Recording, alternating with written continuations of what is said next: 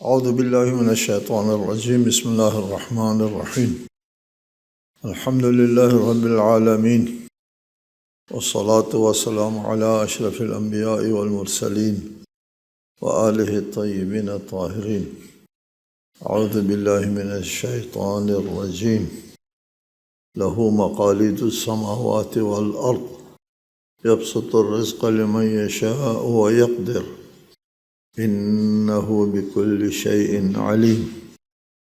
سورہ شورى آیت 12۔ آسمانوں اور زمین کی کنجیاں اس کی ملکیت ہیں، وہ جس کے لیے چاہتا ہے رزق میں کشادگی اور تنگی کر دیتا ہے، وہ یقیناً ہر چیز کا خوب علم رکھنے والا ہے۔ مشرکین اپنے معبودوں کو رازق کہتے تھے۔ پہلے بتایا مشرک جو ہے وہ خالق اللہ کو سمجھتے تھے، لیکن ان کی زندگی کی تدبیر وہ ارباب کے ہاتھ میں سمجھتے تھے۔ وہ ارباب کو پوجا اس لیے کرتے تھے، ارباب کا پوجا، کہ وہ ان کی زندگی چلانے والے ہیں۔ وہ مانگتے ارباب سے تھے، اللہ سے نہیں مانگتے تھے۔ اللہ نے خلق کر کے ان کے حوالے کر دیا، ارباب کے حوالے کر دیا ہے، اور پھر وہ ان کا پوجا کرتے تھے، ان سے اپنے حاجتیں مانگتے تھے، اللہ سے نہیں مانگتے تھے، چونکہ اللہ کے پاس کچھ ہے ہی نہیں۔ اللہ نے خلق کر کے ان کے حوالے کیا ہے۔ ان کے رد میں ارشاد فرمایا لہ مقالید السماوات والارض، آسمانوں اور زمین کی کنجیاں اللہ تعالیٰ کے ہاتھ میں ہیں، اللہ کی ملکیت میں، کسی اور کے پاس نہیں ہے۔ اللہ جس کو چاہتا ہے رزق میں فراوانی کر دیتا ہے، جس کو چاہتا ہے رزق میں تنگی کر دیتا ہے۔ رزق دینا نہ دینا یہ جو ہے یہ اختیار خود اللہ تعالیٰ کے پاس ہے۔ آپ کو بارہا بتایا خلق اور تدبیر میں افتراق متصور نہیں، ممکن نہیں ہے کہ کوئی خلق کوئی کرے اور تدبیر کوئی کرے۔ پانی کوئی خلق کرے اور پھر اس کے تراوت کوئی اور پیدا کرے، مٹی کوئی اور خلق کرے اور اس میں روئیدگی کی طاقت کوئی اور دے دے، ممکن نہیں ہے، قابل تصور نہیں ہے خلق اور تدبیر میں تفریق۔ لہٰذا اللہ ہی خالق ہے اور اللہ ہی مدبر ہے، اللہ ہی رازق ہے۔ انہ بکل شیء علیم، اللہ کو علم ہے کس کو رزق دینا چاہیے، کس کو نہیں دینا چاہیے۔ اللہ تعالیٰ رزق کی فراوانی کرتا ہے کسی کے لیے انعام کے طور پر کہ وہ اہل خیر ہے، خیرات کرتا ہے، یا اس کو فراوانی دیتا ہے عذاب کے طور پر کہ یہ گستاخ ہے، زیادہ اس کو دنیا میں کہتے ہیں جو چاہو کرو۔ دنیا میں ڈھیل دینا جو ہے وہ مومن کے لیے نعمت ہے، یہ ڈھیل، اور کافر اور فاسق کے لیے یہ ڈھیل عذاب کا پیش خیمہ ہے، ڈھیل دینا۔ آگے ایک بحث ہے، قابل توجہ بحث ہے شریعت کے بارے میں۔ شرع لکم من الدین ما وصى به نوحا والذی اوحینا الیک وما وصینا به ابراہیم وموسیٰ وعیسیٰ ان اقیموا الدین ولا تتفرقوا فیہ کبر علی المشرکین ما تدعوہم الیہ اللہ یجتبی الیہ من یشاء ویہدی الیہ من ینیب۔ اس نے تمہارے لیے دین کا وہی دستور معین کیا ہے، دین کا شریعت وہی معین کیا جس کا اس نے نوح کو حکم دیا تھا، اور جس کے ہم نے آپ کی طرف وحی بھیجی ہے، اور جس کا ہم نے ابراہیم اور موسیٰ اور عیسیٰ کو حکم دیا تھا۔ اس دین کو قائم رکھنا اور اس میں تفرقہ نہ ڈالنا۔ مشرکین کو وہ بات ناگوار گزری ہے جس کی طرف آپ انہیں دعوت دیتے ہیں کہ اللہ جسے چاہتا ہے اپنا برگزیدہ بنا لیتا ہے، اور جو اس کی طرف رجوع کرتا ہے اسی کو اپنی طرف راستہ دکھاتا ہے۔ وَيَهْدِي إِلَيْهِ مَن يُنِيبُ، مشرکین کو یہ بات ناگوار گزرتا ہے۔ شرع لکم من الدین، دین پر عمل کرنے کے طریقے کو شریعت کہتے ہیں۔ دین پر عمل کرنے کو شریعت کہتے ہیں۔ شریعت بھی کہتے ہیں، دستور بھی کہتے ہیں۔ دین اللہ تعالیٰ کا واحد ہے، ایک ہی دین ہے جی، اس میں کوئی فرق نہیں ہے۔ آدم سے لے کر خاتم تک جو ہے وہ ایک ہی دین کی طرف انبیاء نے انسانوں کو بلایا ہے، اور اس دین واحد پر عمل کرنے کا طریقہ مختلف رہا ہے۔ ابتدائی انسان کے لیے کچھ اور بعد والوں کے لیے کچھ اور اس میں یہ کہ شروع میں شریعت نہیں، صرف دین تھا، شریعت نہیں تھی، یعنی دستور نہیں دیا گیا تھا انسان کو۔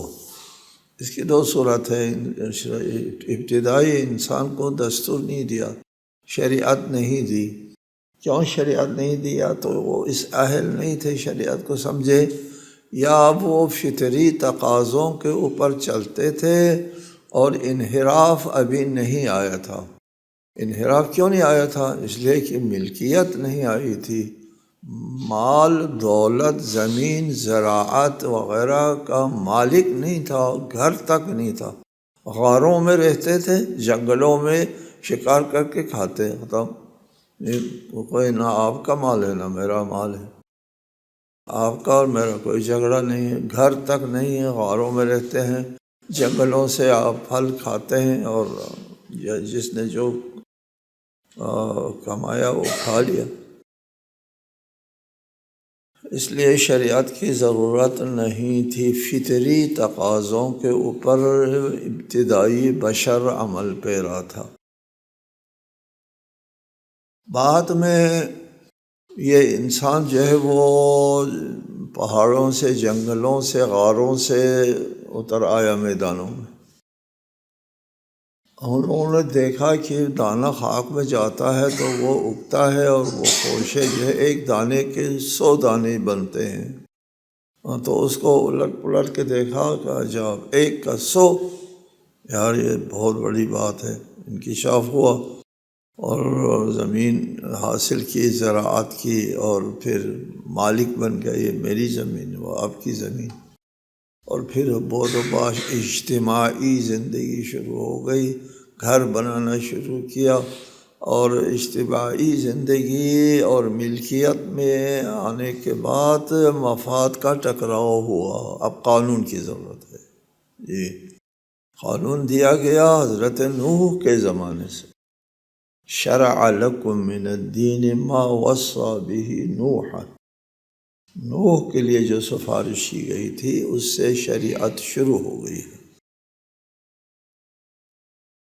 شریعت اللہ تعالیٰ نے بنایا، دین پر عمل کرنے کا طریقہ بنایا۔ شریعت کے بغیر کوئی دین نہیں ہوتا،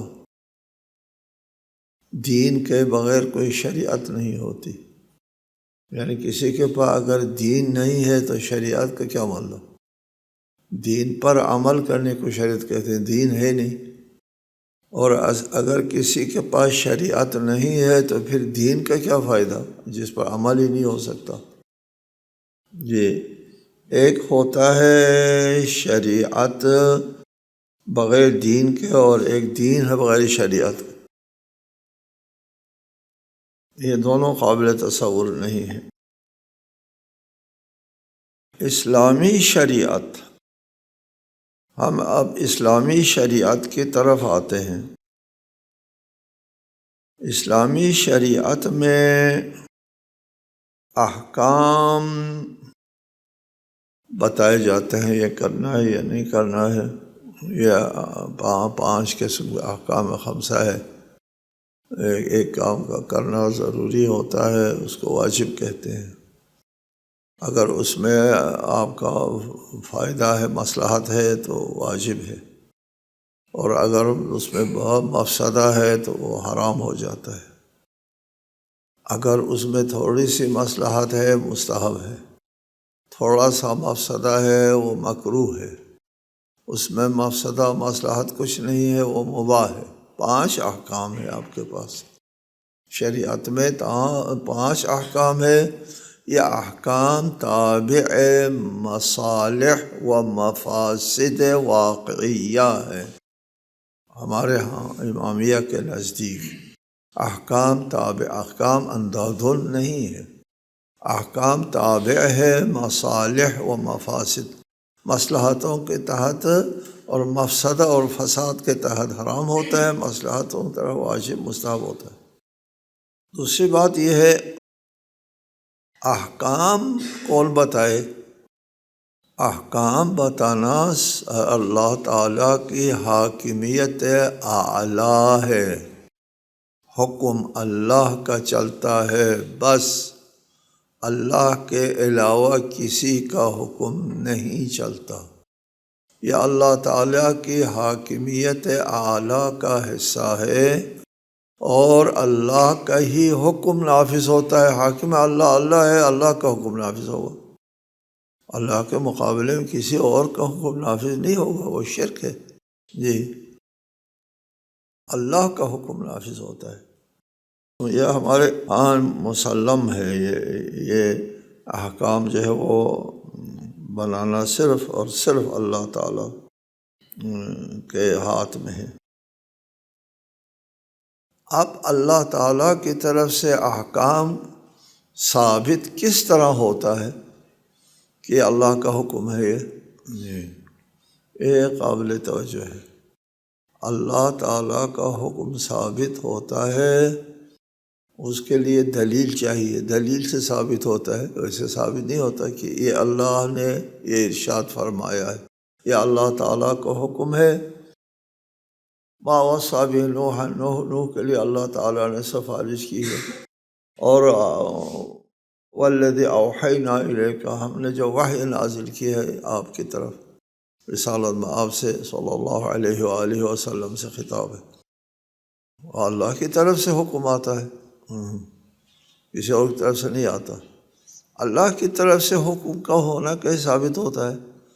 جی، ہمارا موقف ہے، یہ توجہ کی بات ہے، اس کو ذہن میں رکھنا ہے۔ ہمارا موقف یہ ہے کہ اللہ کی طرف سے حکم ثابت ہوتا ہے کب؟ جب یقین حاصل ہے آپ کو، قطع یقین۔ جی، جب آپ کو یقین حاصل ہے کہ اللہ کی طرف سے ہے تو پھر وہ دلیل ہے، یقین نہیں تو دلیل نہیں ہے۔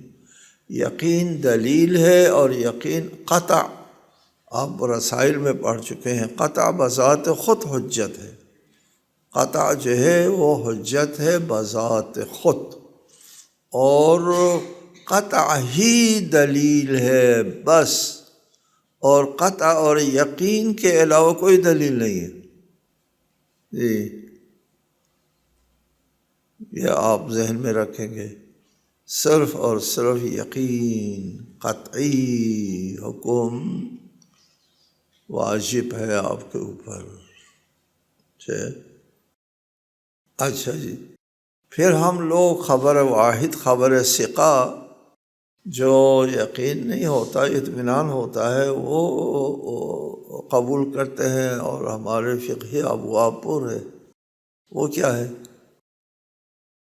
جی، یہ بھی ذہن میں اچھی طرح بٹھائیں کہ کسی حکم پر یا یقین ہونا چاہیے، یا ایسی دلیل ہونا چاہیے جس کی دلیلیت پر یقین ہو۔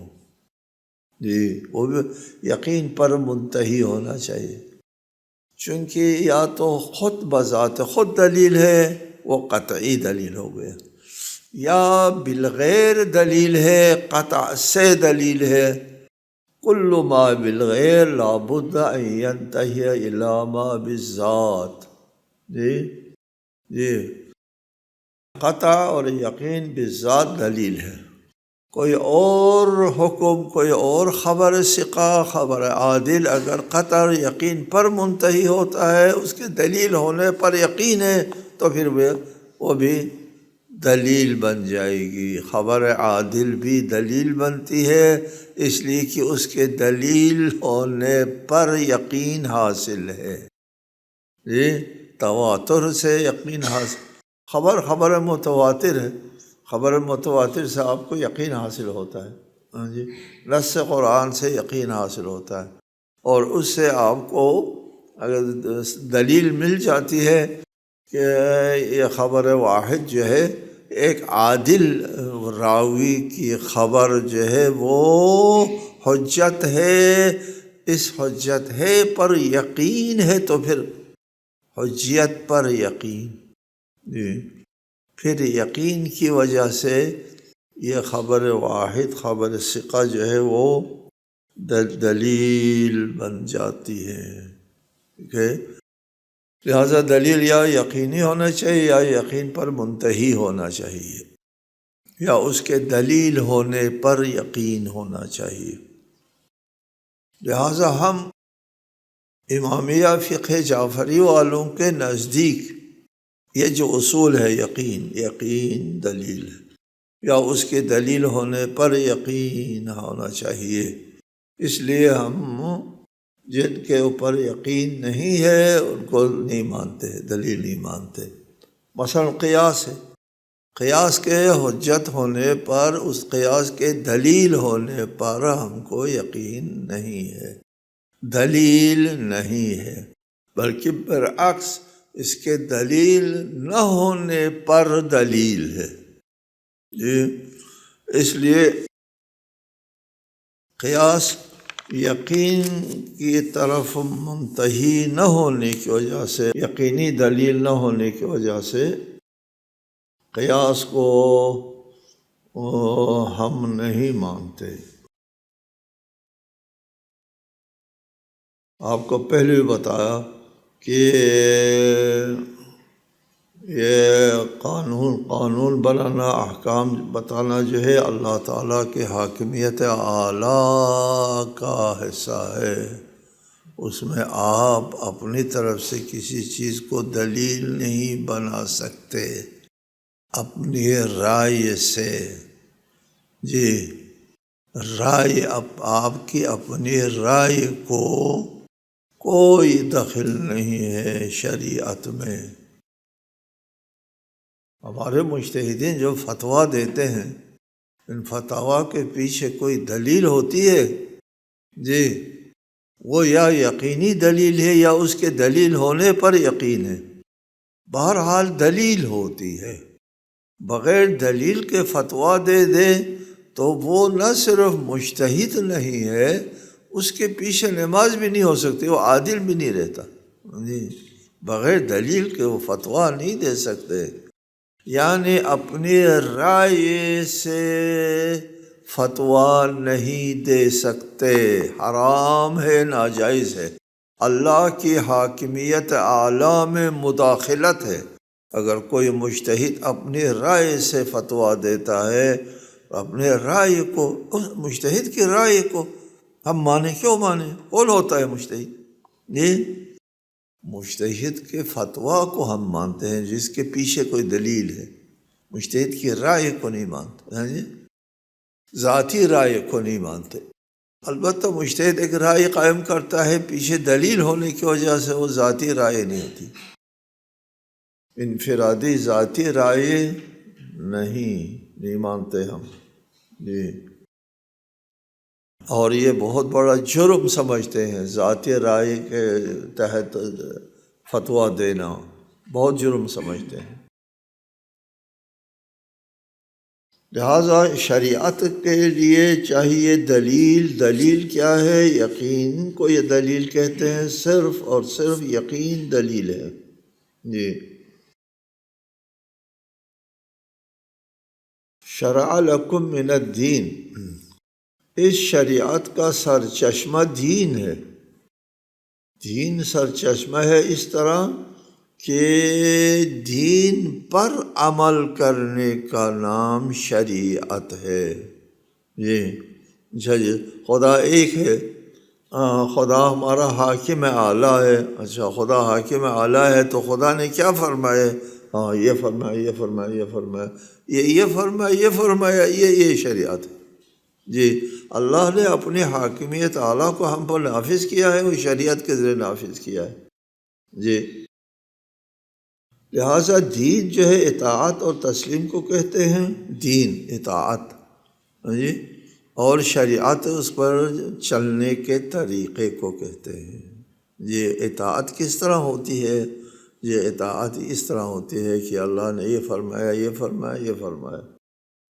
آپ کوئی حکم اللہ کی طرف نسبت نہیں دے سکتے جب تک دلیل نہ ہو۔ حرام ہے، ناجائز ہے کہ اللہ کا یہ حکم ہے۔ مجتہد مفتی فتویٰ دیتا ہے، کیا کہتا ہے وہ کہتا ہے اللہ کا یہ حکم ہے۔ اللہ کا یہ حکم ہے تو پھر آپ کے پاس یقینی دلیل ہونا چاہیے۔ جی، یقینی دلیل ہے میرے پاس، یہ قرآن ہے، سنت ہے، جی۔ اور حکم عقل بھی کبھی دلیل ہوتی ہے، حکم عقل، جی۔ حکم عقل کون سے عقل دلیل ہے آپ کے ہاں؟ وہ عقلی دلیل ہے جس کے اوپر تمام عقلاء جو ہے متفق ہو، وہ عقل ہے۔ عقل سب کے پاس ہے، صرف مسلمانوں کے پاس نہیں ہوتا۔ مثلا عدالت، عدل، انصاف جو ہے وہ اچھی چیز ہے، سارا عقلاء جو ہے سب مانتے ہیں۔ اور ظلم بری چیز ہے، سارے عقلاء مانتے ہیں ظلم بری چیز ہے۔ اس کو حکم عقلی کہتے ہیں، جی۔ آپ کی اپنی ذات کو میری عقل، آپ کی عقل نہیں کہتے اس کو۔ تمام عقلاء کا جس پر اتفاق ہے اس کو حکم عقلی کہتے ہیں، وہ بھی دلیل ہے، جی۔ اس لیے تمام عقلاء کا اتفاق جب ہے، جی، تو اس میں صاحب شریعت بھی عقلاء میں سے ہیں، وہ بھی اس میں شامل ہے۔ ہم کو یقین حاصل ہوتا ہے کہ یہ حکم خدا ہے۔ اس کے بعد فرمایا کہ دین پر عمل کرنے کے طریقے کو شریعت کہتے ہیں۔ یہ دین اسلام مسیحیت کی طرح نہیں ہے، مسیحیت میں کوئی شریعت نہیں، جی ہاں، بس ایسے ہی کچھ رسم و رواج ہے، بس ختم۔ اور کمیونسٹ جو ہوتا ہے، کمیونزم، اس کے ہاں شریعت ہے، دین نہیں ہے، قانون ہے، وہ قانون بناتے ہیں کمیونسٹ نظام میں، اور دین کو وہ نہیں مانتے۔ دین شریعت ہے اور دین نہیں ہے تو وہ کمیونسٹ ہے، جی۔ اور اگر دین ہے شریعت نہیں ہے تو وہ مسیحی ہے، ٹھیک ہو گیا جی۔ اور دین اور شریعت دونوں اگر ہے تو مسلمانوں اسلام ہے، یہاں دین ہے اور دین پر عمل کرنے کا ایک مفصل جامع ترین نظام حیات ہے، جامع ترین نظام حیات، جی، کہ کسی گوشے کو نہیں چھوڑا ہے۔ یہاں پر اللہ تعالیٰ کا یہ ارشاد ہے، ما وصّى بہ نوحا، شریعت جو ہے وہ شروع ہو گئی تم کو شریعت دینا نوح کے لیے جو نصیحتیں کی تھی۔ نوح کو ما وصّى، وصّى کا لفظ استعمال کیا، نوح کو جو بتا دیا تھا، یہ اس لیے کہ ابتدائی ترین سادہ ترین شریعت تھی، اور اس کے جو شق محدود تھے، اس دستور کے شق جو ہے وہ محدود، ابتدائی انسان کی زندگی اتنی پیچیدہ نہیں تھی۔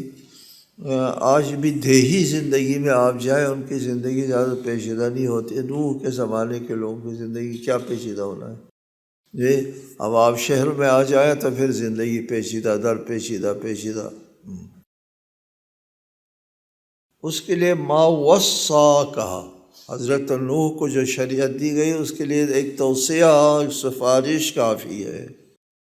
والذی اوحینا الیک، رسالت مآب کو جو شریعت دی گئی ہے اس کے لیے اوحینا کہہ دے، وہ لگاتار وحی پر وحی، وحی پر وحی، وحی پر وحی، جی، اور ایک جامع ترین دستور حیات دینا ہوتا ہے، اس لیے وصینا کافی نہیں ہے، جی، اوحینا وحی، ایک وحی مسلسل، ایک جامع ترین نظام حیات جس میں زندگی کے کسی بھی گوشے کو نہیں چھوڑا ہے، یہ یا واجب ہے یا حرام ہے یا مستحب ہے یا مکروہ، پتہ ہے آپ کو، یا مباح ہے، کسی گوشے کو بھی نہیں چھوڑا ہے۔ اس کے لیے لفظ اوحینا ارشاد فرمایا۔ پھر اس کے بعد دیکھیں دوبارہ آتا ہے وما وصینا بہ ابراہیم و موسیٰ و عیسیٰ، صاحبان شریعت جو ہے وہ حضرت نوح، حضرت ابراہیم، حضرت موسیٰ، حضرت عیسیٰ، حضرت ختمی مرتبہ صلی اللہ وسلم علیہ، یہ 5 اولو العزم پیغمبران ہیں، صاحبان شریعت ہیں۔ باقی تمام صاحبان شریعت کے لیے جو حکم دیا گیا اس کے لیے وصا، توصیہ، سفارش کہا ہے، اور رسالت مآب کو جو شریعت دی گئی ہے اس کے لیے اوحینا۔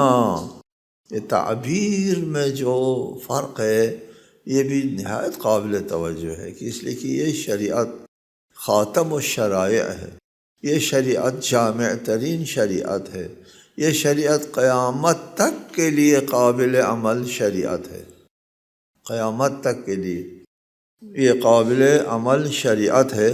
اس تعبیر میں بھی بتا دیا گیا ہے کہ وہ شریعت جو ہے وہ خاتم الانبیاء کی شریعت خاتم الشرائع ہے اور جامع نظام حیات ہے۔